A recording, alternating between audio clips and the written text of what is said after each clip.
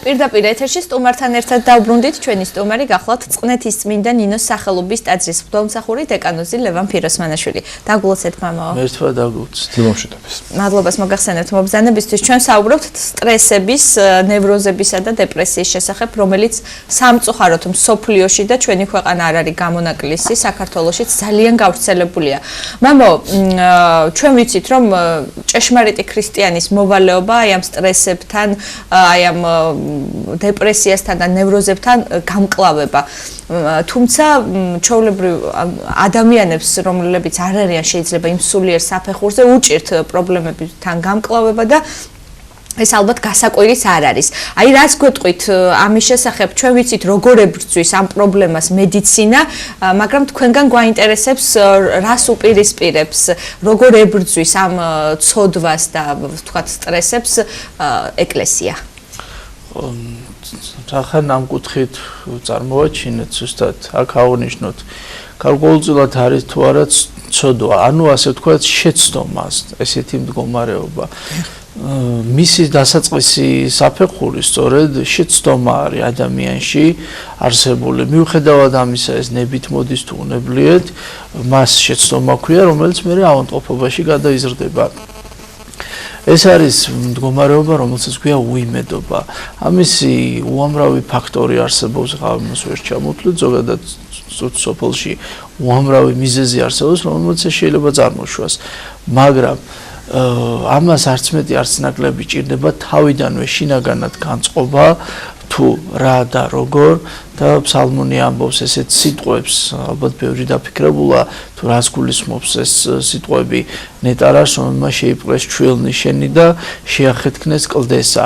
ეს ზოგადად ეწოდება იმ საწყის მდგომარეობას მიემართება, როდესაც ჩვენში რაიმე ისეთი შემაწუხებელი მოვლენა შემოდის. ამას მანკიერება ერქმევა, შეცდომა ერქმევა, ცოდვა ერქმევა, განსაცდელი ერქმევა თუ რა. როდესაც ადამიანი თავიდანვე დასაწყისშივე მის საწყის ეტაპზევე დათრგუნავს, მასზე ამაღლდება, მას სწორედ ნეტარი იმიტომ ეწოდება, რომ აცილდება შემდგომი ის განსაცდელებელი და შინაგანი მღელვარება, რაც შედეგობრივად ყოველთვის მას მოაქვს ხოლმე. ამიტომ ადამიანი თავიდანვე უნდა დაუპირისპირდეს, თავიდანვე უნდა დადგეს. განსაზღვროთ ახლა ესეთი სიტუაცია, რომ შემოვიდა. ყოველთვის ადამიანი არ არის სათანადო მდგომარეობაზე, ან შეიძლება განსაცდელი დიდია და რა უნდა გააკეთოს. პირველ რიგში არც მეტი არც ნაკლები, რა სახისაც არ უნდა იყოს განსაცდელი, არსებობს ასეთი განწყობა. უიმედობამ არ უნდა შეიპყროს, მან იმედი უნდა იქონიოს, დაფიქრდეს, აწონ-დაწონოს, რომ ამას გარიან სუბიექტური მიზეზები აქვს, ობიექტური მიზეზები აქვს, თუმცა მიზეზთა ძებნას ყოველთვის ნუეცდება, ზოგჯერ მიზეზები ცრუ ძიებამდე, დროის ხარჯვამდე, ცალკე კიდევ ფიქრამდე, ცალკე კიდევ სტრესამდე მიიყვანს და ჯობია მან მიმართოს იმ გზებს, რომელი გზითაც კვლავ იმედს დასვებას დაიბრუნებს და მოთმინებით და მოლოდინით აღიჭურება, რომელიც ამ მდგომარეობიდან მას გამოიყვანს. მამაო, აი თვითონმა ჩვენგანმა კარგად იცის, რომ აი რაც თქვენ გითხარით, რომ ზღვარგადასული ნერვიულობა არ არის არა მარტო სასურველი, არამედ ეკლესიაც გვიკრძალავს, არ შეიძლება გადაჭარბებულად ზოგადად რაღაცა ემოციის გამოხატვა, ხო? ზღვარგადასულის, თუმცა ადამიანური ბუნებიდან გამომდინარე ჩვენ აღვნიშნეთ, რომ ხშირად ვერ ვასრულებთ ამას. საინტერესოა ამ დროს, როდესაც ადამიანი იმყოფება სტრესებში და დეპრესიაში, ორი გამოვლინება აქვს, შესაძლოა ჩავარდეს დეპრესიაში და უუნარო და უქმედო გახდეს და შესაძლოა მიიღოს იმხელა სტრესი და ისეთმა ნევროზულმა ფონმა შეიპყროს, რომ გააკეთოს ისეთი რამ, რასაც სახგონებაზე არასდროს გააკეთებს და კიდევ უფრო დიდ ცოდვაში ვარდება. აი რა ცოდვები შეიძლება ასეთმა მდგომარეობამ წარმოშვას და რამდენად საშიში და შესაძლოა დამღუპველიც იყოს ადამიანისთვის. მოდით ხა მაინც ცოდვას ნოვიხმარებთ, ხა განსაცდელი ისეთი რამ არის, რომელსაც ადამიანი ყოველთვის ვერ მოერევა. ძნელია რომ ადამიანს მოთხოვოთ ცალსახად მარტო ის მოერევოს. ამისთვის არსებობს პირველ რიგში ადამიანისთვის გარეშე ძალა, რადგან სწორედ ადამიანი ყველაფერს ვერ იტვირთავს თავად, ვერ მოერევა და ამისთვის გარე ძალა პირველ რიგში არსებობს ღმერთი, რომელიც უძლურთა მკურნალია, ნაკლოვანთა ამოსებელი და აძლევს იმ ნუგეშს, იმ საფრთხო მადს და ძალას პირველ რიგში, რომელიც გადაატანინებს და მოერევა იმ გასასწელს დაითმენს თავად მაცხოვარმა დაითმინა ადამიანურად უამრავი რამ, მორალური შეურაცხყოფა და მორალური გულისტკივილი და ასევე შემდეგ არსებობენ ადამიანები, რომლებიც შეეხიდებიან. ამიტომ ვიტყვით ასე ცუდად განსაცდელი ძალიან ძნელი რამ არის რთული საკითხია, სწორედ ამიტომ ვამბობთ ლოცვაში, რომ განსაცდელი სიძნელიდან გამო მაცხოვარმა თავისთავად გვასწავლა, რომ შემიყვანებს ჩვენ განსაცდელს, არამედ ვიხსენ ჩვენ ბოროტისგან. განსაცდელი თავისთავად რთულია, მაგრამ ამ შემთხვევაში დიდია თუ მცირეა, როგორი სახის გამოვლინება არ უნდა იყოს, უკიდურესი ფორმით ეს ჩანს თუ არ ჩანს, მოდი ესე აღვნიშნოთ, ემოცია არ ნიშნავს თვალსაჩინო მდგომარეობას. ემოცია არის ნებისმიერი მდგომარეობა, ადამიანი დუმს, გულგრილია, გულწრფელია, აქტიურია, პასიურია, ამას არც მეტი არც ნაკლები ნებისმიერ მათგანს ემოციური მდგომარეობა ქვია. უბრალოდ ეს ემოციათა სახეობა არის. სიმშვიდებსაც, მოდი ასე დავთქვათ, ეს არის შინაგანი მდგომარეობა, რომელსაც ემოციის ცალკეული სახე ქვია. ეს არის ასეთი ბალანსი. უემოციო მდგომარეობა, ეს არის მკვდარი მდგომარეობა. ადამიანი ეს არის მხოლოდ და მხოლოდ ისეთი თუ დავარქვევთ ამასაც ემოციას, ეს არის, როდესაც ადამიანს არ აინტერესებს არაფერი. შეიძლება ვთქვათ, ჩათვალოს ვინმე, რომ ის ადამიანი მეტისმეტად მშვიდია, დაბალანსებულია, მაგრამ ის უბრალოდ ის ადამიანი აბსოლუტურად გულგრილია, აბსოლუტურად პასიურია ცხოვრებისადმი და მას არ აინტერესებს. ნუ დავანებოთ ამას თავი, ადამიანი ვარდება ორგვარ მდგომარეობაში, როდესაც ერთი მხრივ აფექტით, სასოწარკვეთილებით გამოხატავს, მეორე შინაგანი ჩაკეტილობით. არც მას, სამედიცინო ენაზე დეპრესია ქვია. ჩვენს ენაზე შინაგანი სულიერი მკვდომა ქვია. მწუხარებიდან ადამიანს გამოსაყვანად აუცილებლად ჭირდება თანადგომა და სითბო. ის რაც აკლია ჩვენი მხრიდან. აუცილებლად უნდა მივუმართოთ იმ ძალღონეს, საიდანაც მდგომარეობს, შევუსვოთ ის პრობლემა, საიდანაც მოდის, მიზეზი რა არის, მიზეზობრივად დავეხმაროთ სათანადოდ და მეორე ახლა თვითონ თავად ადამიანმა რა უნდა გადაწყვეტოს და გააკეთოს გარდა გარეშე ძალისა, რადგან თუ თავად ადამიანმა ეს ნაბიჯი არ გადადგა, ვერანაირი გარე ძალა მას ვერ დაეხმარება. ზოგადად, როდესაც მაცხოვარი სნეულთან მიდის და სნეული ეუბნება, რომ უფალო გამკურნეო. უფალი ეუბნება გწამს, რომ განიკურნებიო და ამ შემთხვევაში ის ეუბნება მრწამს და მაცხოვრის პასუხი არის ამგვარი. შენი რწმენისად განიკურნეო. ანუ რა, რომ ადამიანში შინაგან შრომას, სათანადო სვლას ღმერთი მოითხოვს. ერთი მხრივ ადამიანი ეხმარება უძლურებას, მაგრამ თუ კი გადავხედავთ, ყველა სნეულში ეძებს თვით მოქმედებას, თვით ნაბიჯს. ამიტომ ადამიანმა ყოველთვის რა სახის უძლურებაც არ უნდა იყოს, რა სახიდანაც არ უნდა მოდიოდეს ეს შინაგანი მკვდომა, რავი მიზეზის გამოც, ის ყოველთვის ისევ და ისევ თუნდაც პატარა მწიკვლი, სურვილი თვით რეაბილიტაციისა, თვით გადარჩენისა აუცილებლად უნდა იყოს. ის როდესაც ჩვენ საუბრობთ ხოლმე თვითკვლელობაზე, ან სასოწარკვეთილებაზე, თვითკვლელობა თავისთავად მიუტევებელი მდგომარეობა ადამიანმა ღვთის იმედს უარი უთხრა, საღვთო შეწევნას უარი უთხრა.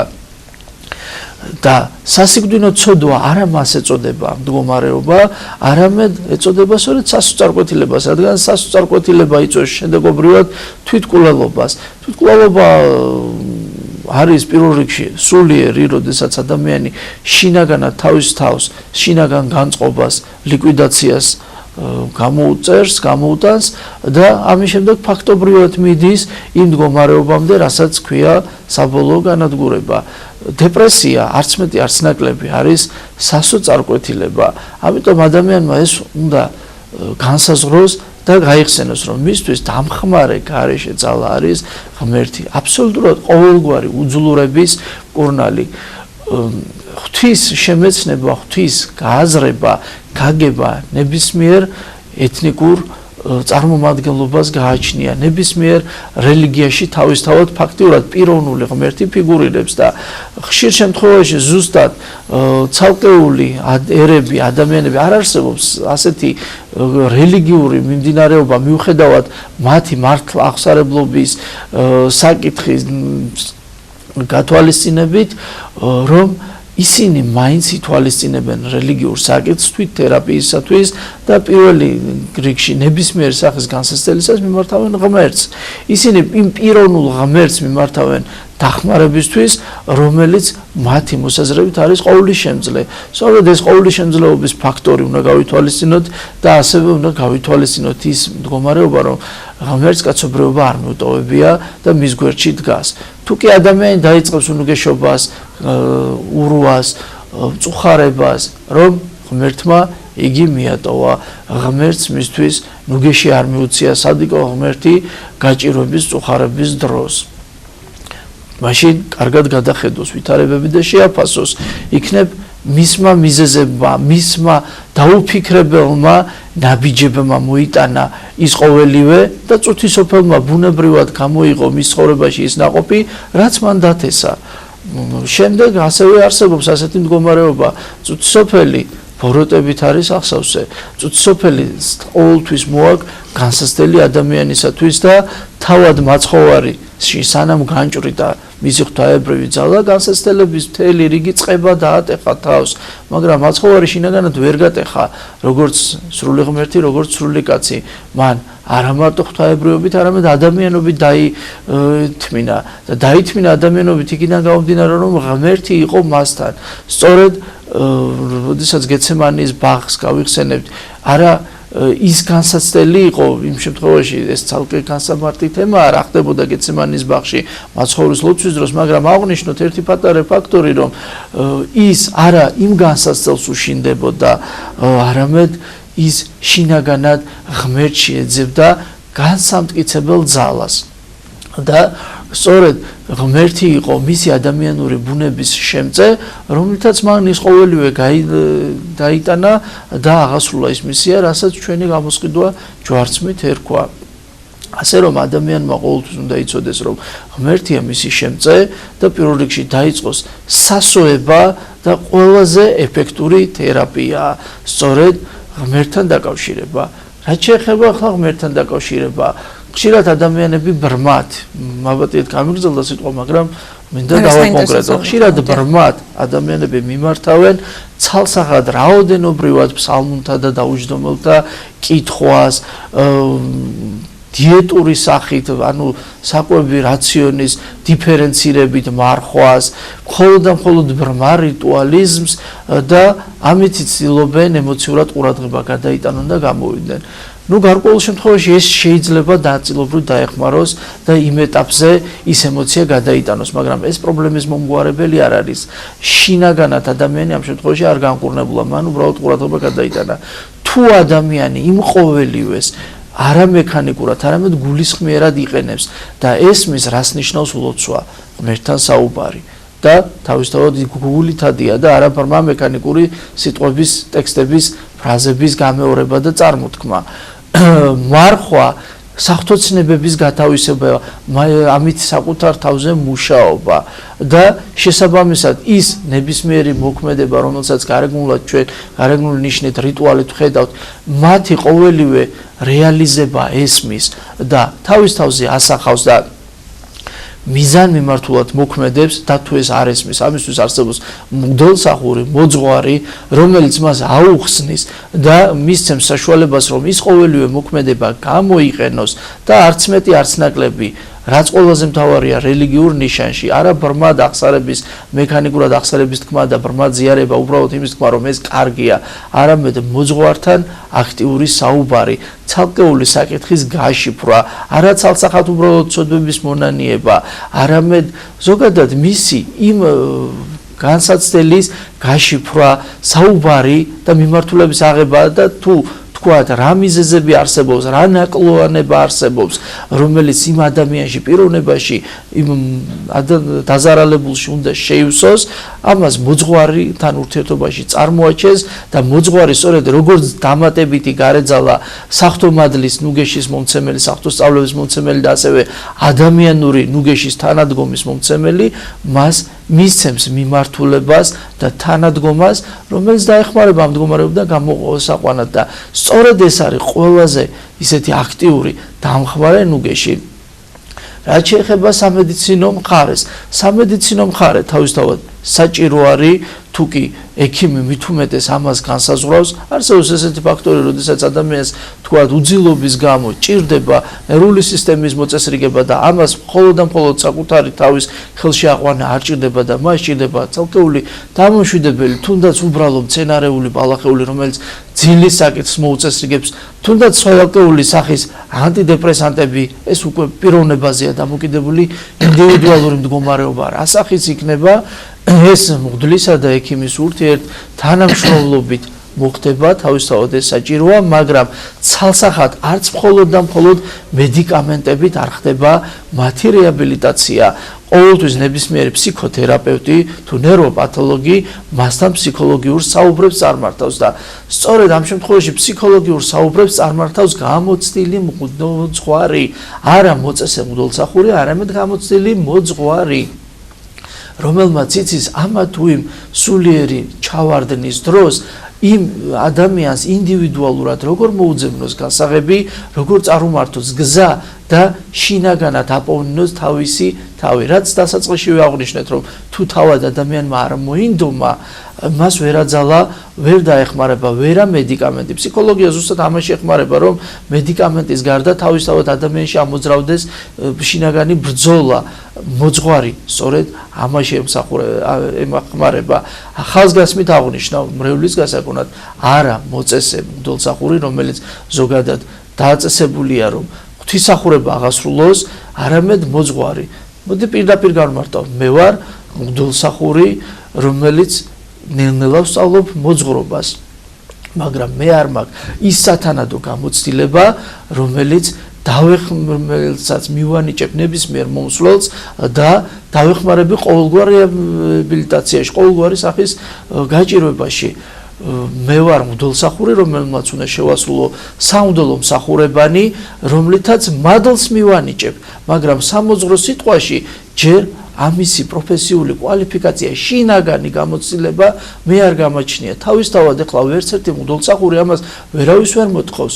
ამისთვის არსებობენ მე ვიძახი არა ასაკობრივ, არამედ შინაგანად ხანდასმული მოძღვრები, მღვდელმსახურები, რომლებმაც დამოძღვრის ესეთი ასე ვთქვათ სწავლება შინაგანად გაიარეს, მიენიჭათ ასევე თავიდანვე ის უნარი, ის მოქმედება, თუნდაც საქართველოს ძველ ეკლესიას რომ გადავხედოთ, ყოველთვის არსებობდა მოძღვრის ინსტიტუტი ცალკე, მღვდელმსახურის ინსტიტუტი ცალკე, საბერძნეთში და რუსეთში, ბერძნეთში დღემდეც ასე არის, რომ მოძღვრის ინსტიტუტი ცალკეა, მღვდელმსახურის ინსტიტუტი ცალკეა, თუნდაც მარტივი ნიმუშა თავიღოთ. დავით გარეჯელი მთელი უდაბნოს, არა უბრალოდ გარეჯის და ჩიჩხიტურის, არამედ მთელი უდაბნოს ლავრის და მონასტერთა მოძღვარი იყო. იქ იყო მღვდელმსახურნიც.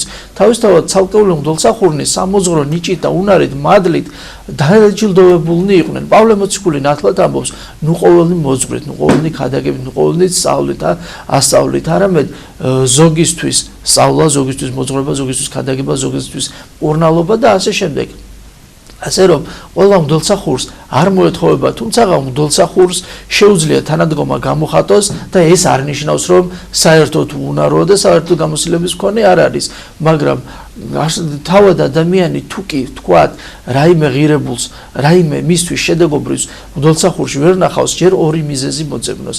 ერთი, საკუთარ თავს რამდენად მოთხოვა სწორად და მან ბრმად მექანიკური მოქმედება დაიწყო თუ ის სამოძღვრო თერაპია, რომელიც მას უნდა დახმარებოდა. მეორე, თავისთავად ეხლა ნუ მოთხოვს თქვათ რიგით ექიმს პროფესორობას, ხო? ეს ბუნებრივი ნაწილია, არავისთვის საწყენის არ უნდა იყოს თავისთავად გასაგებია, მე ვერ მოგანიჭებ ვერაფრით იმას, რაც მე არ ვიცი, მე მოგცემ იმას, რაც ჩემს უნარშია, რაც ღმერთმა მომანიჭა, რასაც მე ვსწავლობ და ვიძენ.